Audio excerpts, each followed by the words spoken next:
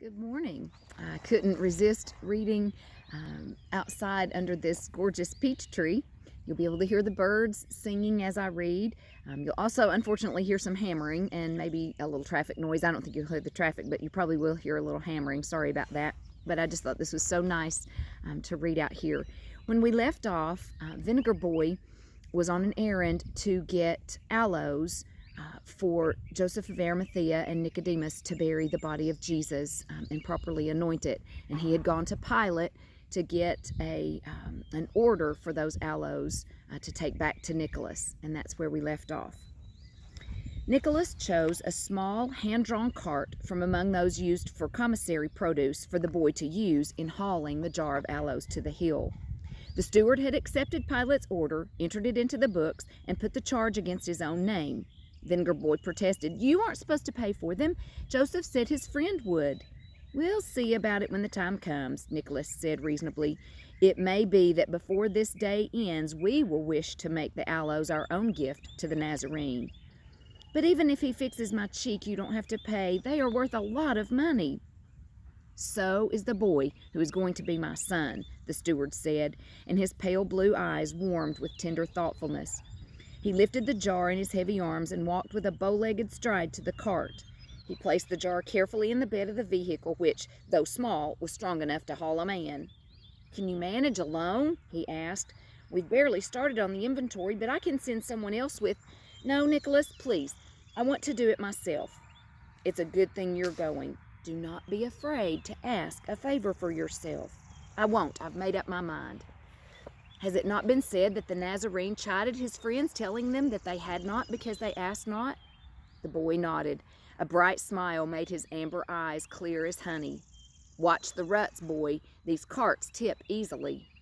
Vinegar Boy had been careful, choosing the streets with the smoothest pavements. There was no way he could shorten the route from the fortress to the north gate this time, but no matter how careful he was, or how slowly he went, there were places where the cart tipped and slid and the heavy jar smacked against the sides and end of the cart.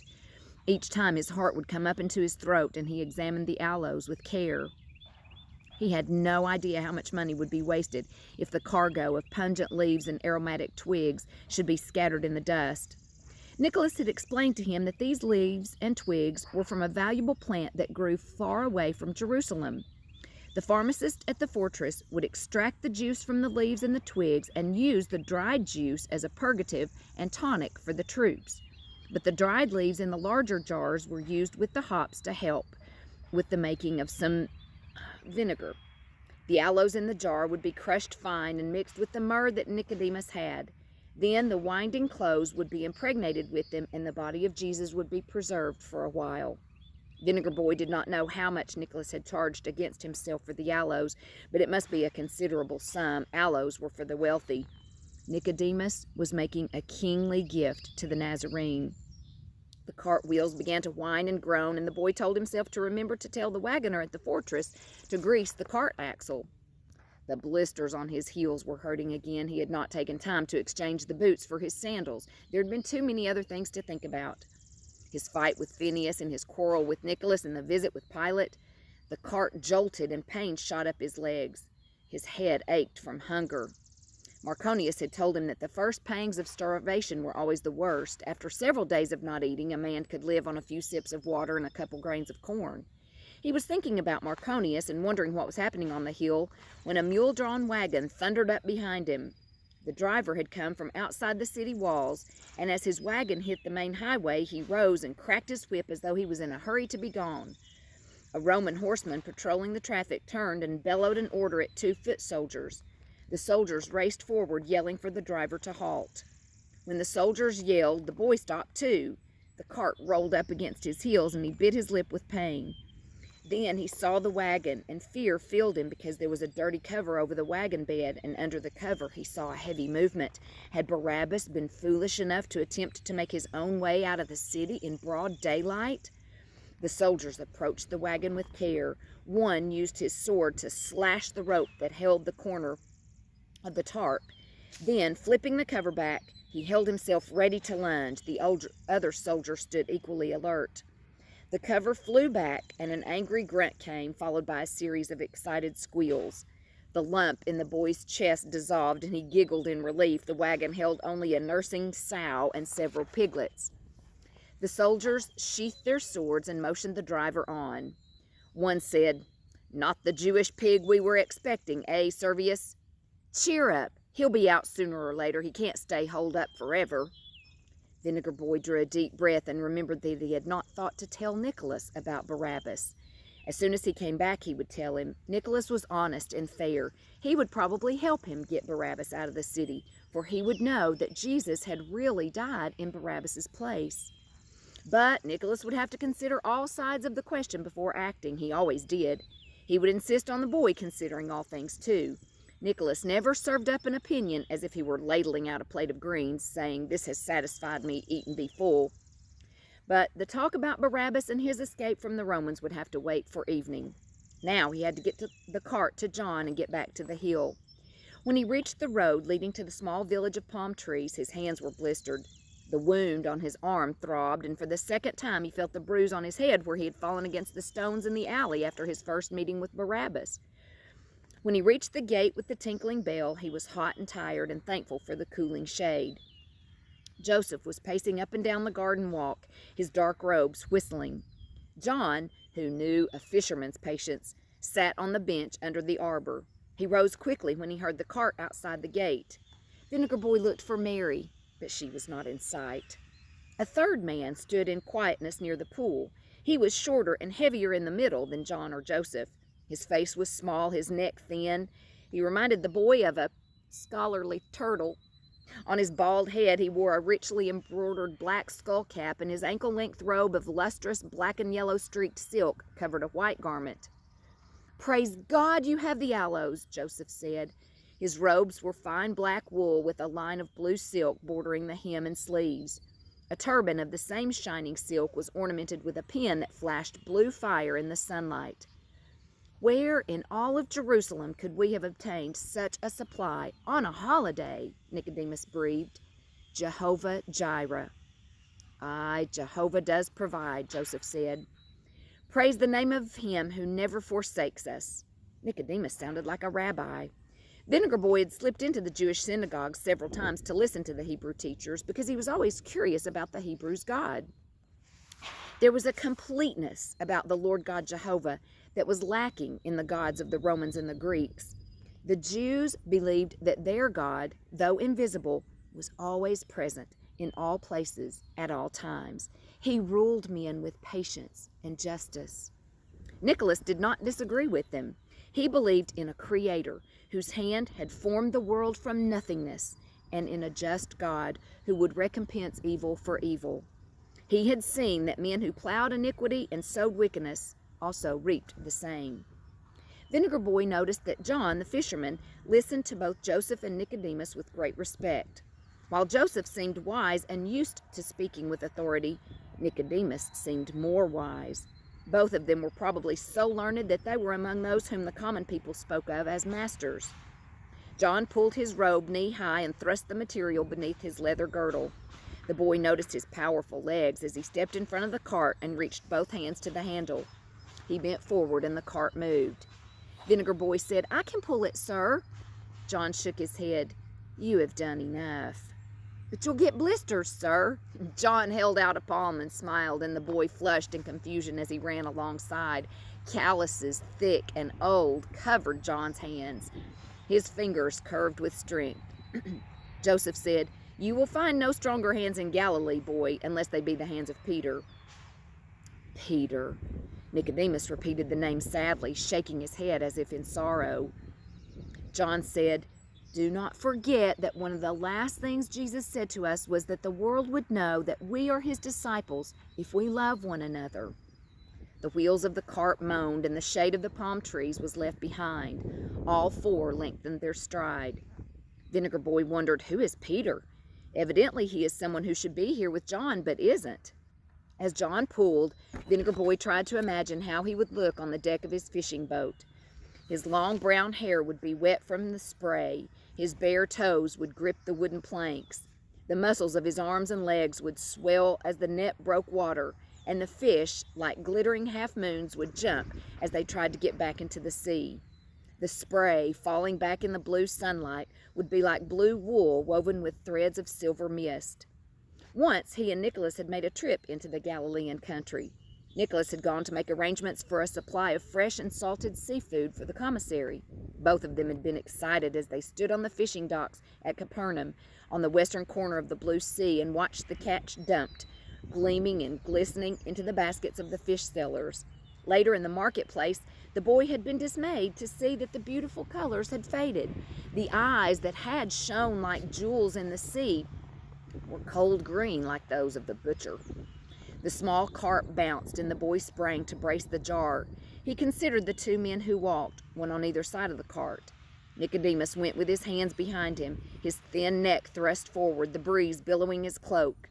Joseph moved more freely, with his arms swinging wide as if he had once cast seed. Nicodemus turned to face Vinegar Boy. "What do I owe your fortress friend for the aloes?" he asked. "I don't know, sir. He put them against his own account, although I told him you would pay, and so I shall, after the Sabbath." "He might not take your money, sir. He said something about paying for the aloes himself." "Does Jesus of Nazareth mean something to him?" "Nicholas is not a Jew, sir, but he did believe Jesus could do miracles, and he admired him for his goodness." "I will call upon your Nicholas and thank him. Then I will tell him much that he needs to know about the Nazarene.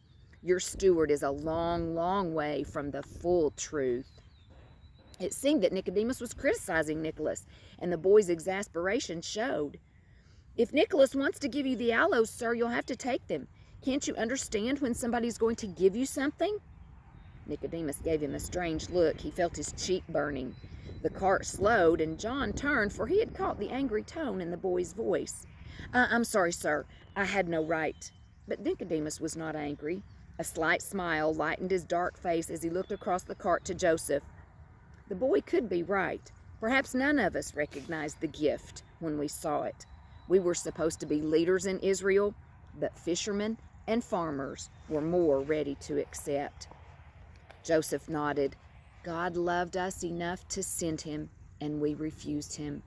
Had I but bowed to him in public or extended my hand at the temple, I could more easily bear this hour. John spoke. The whine of the cart was loud and monotonous, but the fishermen had learned to pick up the sound of voices over the roar of the sea or the snapping and cracking of the ship's rigging. "You did a brave thing when you asked Pilate for the body." "Even so, John, I must confess that I based my plea upon the right of a rabbi to receive a proper burial. I should have claimed him for what I now believe he is, the Messiah." Nicodemus said, "Pilate would have denied you then, and what would you have been profited?" "Even now the governor could change his mind," John added. Vinegar Boy said, "I don't think he will. I think he believes Jesus is your king. But you will have to prove that he is dead before you take him away. Marconius will do that for you." John halted the cart while he wiped perspiration from his eyes. "And who is Marconius?" "The centurion at the hill, the one who gave you the clothes. He didn't want to hurt your friend. He understood why you followed him." The heat of the day was becoming oppressive. There seemed to be no breath of air. The heavy folds of Nicodemus's robe fell straight about him. Vinegar Boy took time to pull the heels of his boots away from his blistered heels. As they rested, Nicodemus spoke. His words hung in clusters, full and bursting with the juice of bitterness. "Shall I ever forget his reprimand? Nicodemus, thou art a master in Israel. Dost thou know why I have come, and from whence? Knowest thou not that eternal life lies not in flesh and blood, but in the Spirit?" Tears glistened on his brown face. "I, in my wisdom, knew so much and understood so little." Vinegar Boy lowered his head. He knew the embarrassment of deep feelings, and the small man was feeling deeply. "He looked at me that night on the rooftop. His countenance shone bright as the lamp of heaven. Nicodemus, Nicodemus. Oh, I tell thee, John, he was not far from tears that night. Know ye not that a man must be born again before he can see the kingdom of heaven? Even this child knows that one cannot pass the second time from his mother's womb, yet I asked him that in my stupidity." Joseph remained silent as John picked up the cart handle. But that was not the fullness of my blunder, my friends. I understood even less when he spoke of being lifted up. As Moses lifted up the serpent in the wilderness, even so must the Son of Man be lifted up, that whosoever believeth in him should not perish, but have eternal life. No one spoke. Their eyes went to the hill ahead of them where the black marks of the crosses marred the sky. Vinegar Boy thought about what Nicodemus had said. He could imagine it the way it was the night when Nicodemus had gone to find Jesus on the rooftop. Jesus would have been resting because his days were always full of healings, and his hair would be lifted by the wakening breeze. A full moon would be flooding the world with light. Nicodemus would climb the stairs slowly, his hands behind him, his robes rustling in the darkness like the wings of a settling bird. Jesus would know that he was coming and would be waiting and hoping. Hoping for what? What had Nicodemus wanted to know? What had Jesus hoped he would ask? Nicodemus spoke of eternal life by believing in Jesus, but there was no such thing. Life was measured in months and years as grain is measured in omers and bushels. Life was here and now with a vast storehouse of tomorrow for some, yet death was here too, in the old who died, the young who never grew up, and those who were swept into the black abyss by accident or disease. Death was a part of life. Life indeed proceeded from death. Nicholas had tried to explain it. In death, other things could find life. In a dead dog, the flies laid eggs and were bred and fed. In the dead corn, the life seed sprang into green blades. From the loins of men who were now dead, many living walked the earth. Life and death were inseparable, but death was always the victor. For all flies died, all corn was plucked, and all men turned to dust. The cartwheels had been whining for many minutes before they became aware of them. John's garment was wet across his back. The boy ran forward. "Let me pull a while." Joseph also said, "I will relieve you, John." But John said, "No, this I wish to do." "Did he not wash my feet last night?" Peter would have argued with him, but again the name of Peter struck the boy's mind, and he read in it a depth of sorrow, of disappointment. "We must pray for Peter," Joseph said softly. Nicodemus said, "It is hard for us to remember that one cannot rightly judge a day before the sun is set." John spoke clearly, though he did not turn around or cease to pull the cart. "Last night, Nicodemus, as we shared the bread and wine, Jesus spoke many wonderful things. 'Let not your heart be troubled,' he said. 'Ye believe in God, believe also in me. In my Father's house are many mansions. I go to prepare a place for you, and if I go, I will come again and receive you unto myself, that where I am, there you may be also.'" Vinegar Boy's heart leaped. Then Jesus did have a place where he could take Dismas. Paradise must be the place of everlasting life. Thinking of the bright-haired Dismas filled him with impatience to get back to the hill.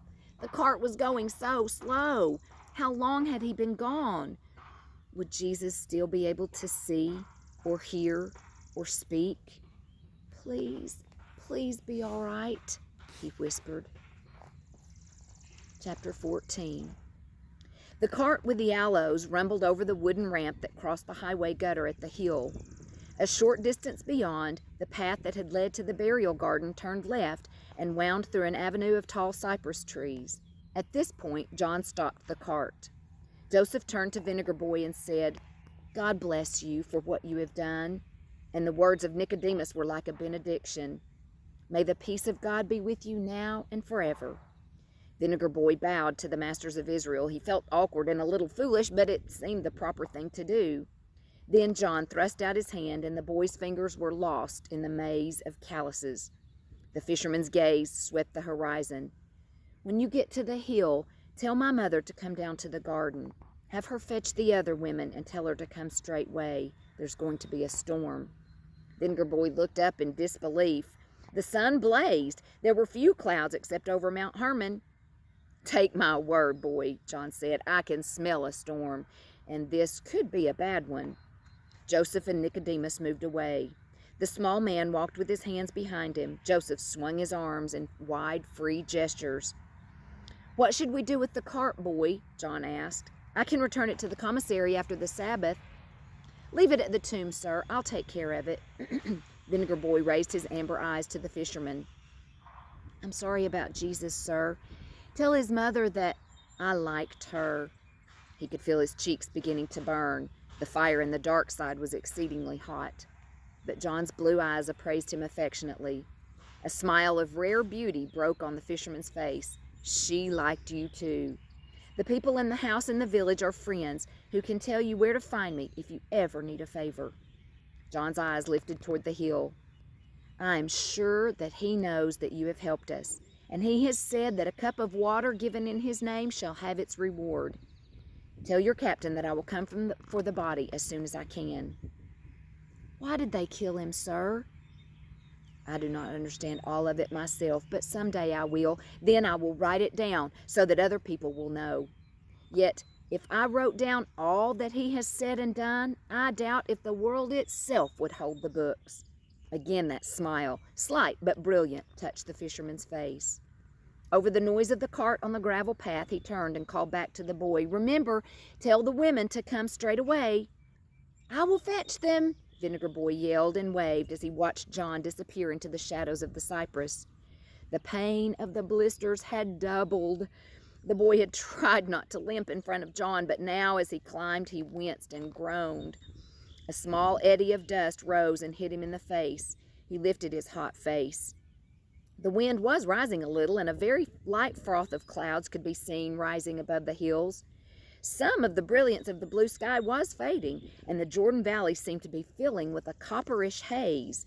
If the wind continued, it might bring sand, for often the gales picked up the sand in the desert places beyond the Jordan River from beyond the wilderness of Moab. In the stone corral at the foot of the cliff, the centurion's stallion neighed loudly. Vinegar Boy remembered that Rubicon was afraid of thunder, and, incredible as it seemed, thunder had begun a low muttering in the east. The thunder and the rising wind were driving a few of the lingering spectators from the hill. As they hurried past him, some of them were worrying about their gardens. If the rain came heavy and hard, they would have much of the seeding and planting to do over again. He thought of the hop plants he had planted so carefully this week, more than 200 of the little shoots in the small hills. A hard rain would ruin the new hop field too. But surely this would not be such a storm. The rain would come and the ground would soak up the water and be dry again by the time he went back to the city. He would go back as soon as he had spoken to Jesus. The first one he looked for as he reached the stony arena was Jesus. The Nazarene hung with his head down, his hair covering his face as though he had not moved in all the time the boy had been absent from the hill. The two outlaws hung equally quiet. He looked for the women. They were still under the ancient tree. He started through the boulders toward them, but Marconius hailed him from the doorway of the shed. One leg was propped behind him and his left hand pressed against the opposite doorpost. From where he stood, the whole hill was under his surveillance. Arno and Claudicus were the only soldiers the centurion had ordered to stay on the hill. They were playing knucklebones on the old door table. The two playing pieces had been carved from some of the sandstone rocks of the hill. Just as the boy drew near, a gust of wind drove dirt and sand into Claudicus's face, causing him to make a wild throw. The knucklebones bounced from the door. One landed near the boy, and he picked it up, but the second was lost among the stones. Claudicus cursed loudly. Arno laughed. 50 sesterces you owe me already, Claudicus. The wind must be a friend of yours. The gods have deserted me.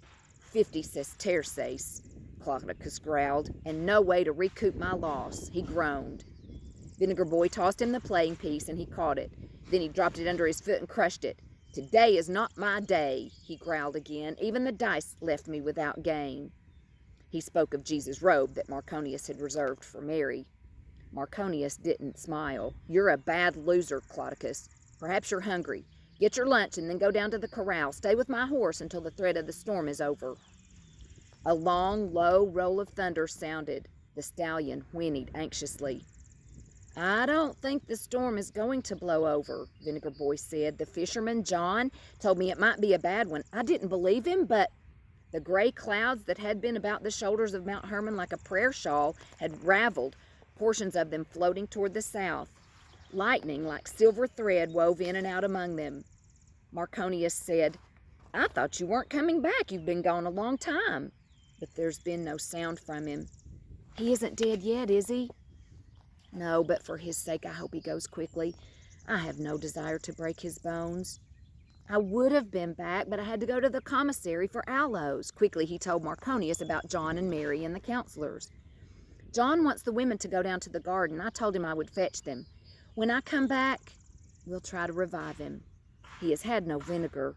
Marconius seemed worried. "I'm glad you're taking the women down. This is no place for someone who loves him." "Salome will probably go because John is her son, but the red-haired woman is stubborn," he said. Marconius let his eyes stray to the tree. "Her spirit matches her hair." His voice held admiration. He never spoke of women. Once, when Nicholas had asked him about a wife, Marconius had said, "A soldier is better off without a wife.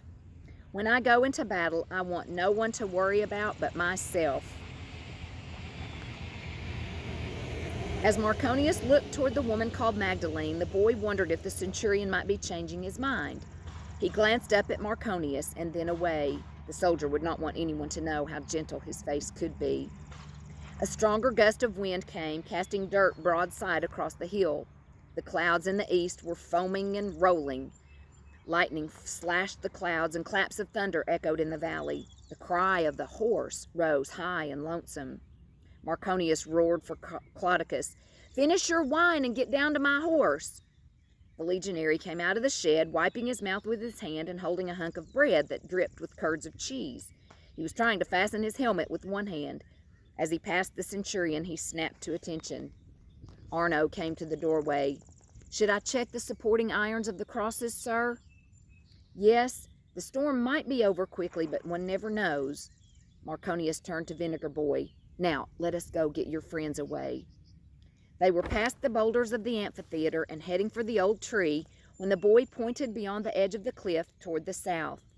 A large yellow cloud was rushing upward through the valley toward them. It came swiftly, blotting out everything in its path with the frightening sound of rushing water. Marconius yelled at the women, "Cover up!" And then the centurion grabbed the boy and swung him about. He pressed his face against him and tried to cover them both with his cloak. The cloud, laden with desert sand, hit in force. Under the cloak, the boy choked and gasped. The sand cut his legs. The wind shook the timbers of the shed. The crosses creaked. The horses and the women screamed. When the air cleared, Magdalene was trying to stand. The other two women huddled like black toadstools beneath the tree. The wind had loosened Magdalene's hair, and it glowed like flame against the gray sky. Marconius stared. "Never in all my life." But the boy broke loose and ran toward the tree. "Salome! Salome!" he yelled. "John wants you to come down to the garden." Salome leaned into the wind, trying to hear. Magdalene heard. "No, we will not leave. John should be up here with us. He says there's going to be a very bad storm." "No, Salome, you can't go." She grabbed at the older woman's arm. "We cannot leave him alone." "John wants all of you to come. Straight away," he said. The boy was urgent. "No," Magdalene screamed. "You cannot leave our Lord." Salome put her free arm about the smaller woman. "I must do what John says. Come, Mary." "I will not go. I will not." "Stay then," Salome said without anger. "But we are going." The other women went without argument. "Go!" Magdalene shrieked. The wind lifted her words and threw them back at her. "Be like all the others. Leave him to die alone like a fox in the field." Vinegar Boy watched wide-eyed as lightning cracked the walls of heaven. Straight up and down from the center of the vault above them to the valley floor below, the lightning glowed as the sunlight had glowed through the crack in the walls of the alley. Behind the lightning, the thunder came in a deafening blast. The hill trembled. Rubicon, the centurion's horse, screamed. The old tree bent in agony like a woman caught in the pangs of birth. A branch whipped loose and struck Magdalene across the shoulders. As if the branch had been a whip used on a stubborn child, she gathered up her skirts and ran after Salome. She stopped once, with the wind pushing her relentlessly, and threw a look at Jesus. Then the wind seemed to lift her from her feet and shove her on. Large drops of rain splattered the stones. Faster and harder the rain came as the boy raced behind the women, urging them on. Hummocks of grass on the dirt path became treacherously slippery. The wind shoved and pushed them faster than their feet could go. The sun had been wiped out. Lightning continued to rip the covering of the sky. Vinegar Boy tried to steady first one and then the other of the women. The small woman was light and swift on her feet like a young girl. Their garments were soaking wet before they reached the bottom of the hill. The boy pointed to the cypress trees as they twisted and turned like ghostly shadows in the sweeping rain. "There, through there. There's a tomb in the cliff you can take shelter in." At the end of the avenue of trees, the boy thought he saw someone coming. It must be John. Then Salome caught sight of him and began to call his name. Magdalene threw one look back over her shoulder at the boy. Her face was white, her eyes dark under the rain. He waited only until he saw them reach John and the edge of the cypress, and then he turned back to the hill. He fought wind and rain to the top. In places, the slight covering of clay had become too slippery for walking, so he crawled, pulling himself up by the tufts of grass and bushes. His garment was sodden with mud. He took off his boots, his fingernails breaking as he tried to untie the wet laces. Resisting an impulse to throw the boots away, he hung them about his neck. The bandage on his arm came loose and he dropped it in the mud.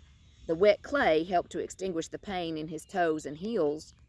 The wind battered his face and chest. It seemed to him that the world was displeased with him and he did not know why. What had he done? This was supposed to be his day, and the whole morning was gone. And what had he gained? Nothing.